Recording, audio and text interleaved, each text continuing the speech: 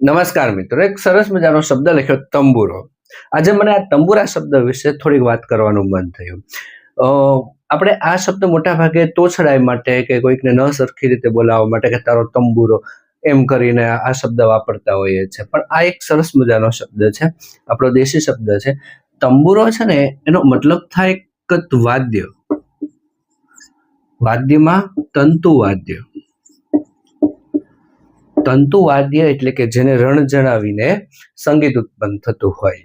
હવે આ તમે જોયું છે, કદાચ જોયું છે, પણ તમને ખબર નથી. જેને આપણે અંગ્રેજીમાં ગિટાર કહીએ છીએ. જો કંઈક આવી રીતની હોય છે, અહીંયા તાર હોય છે.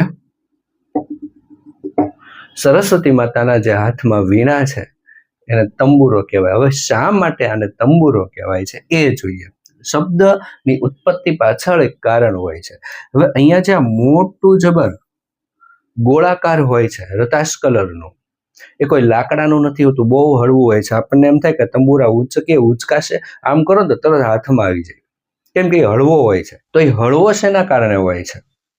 તો કે આ જે છે ને, એ એક તુંબડામાંથી બનાવવામાં આવે. એક વેલાઓમાં મોટું તુંબડું થાય શાકભાજીમાં, એને અંદરથી બધું કોતરી અને એને સૂકવી દેવામાં આવે અને એક હળવું એક કોઠી જેવું તૈયાર થઈ જાય. એની ઉપર આ દંડ ફિટ કરવામાં આવે, તાર ફિટ કરવામાં આવે ખેંચીને, એટલે તંબુરો બને. તો એને આપણે જૂના માણસો તંબુરો કહેતા, અત્યારે આપણે વીણા કહીએ છીએ, અથવા ઇંગ્લિશમાં એને ગિટાર પણ કહેવાય છે.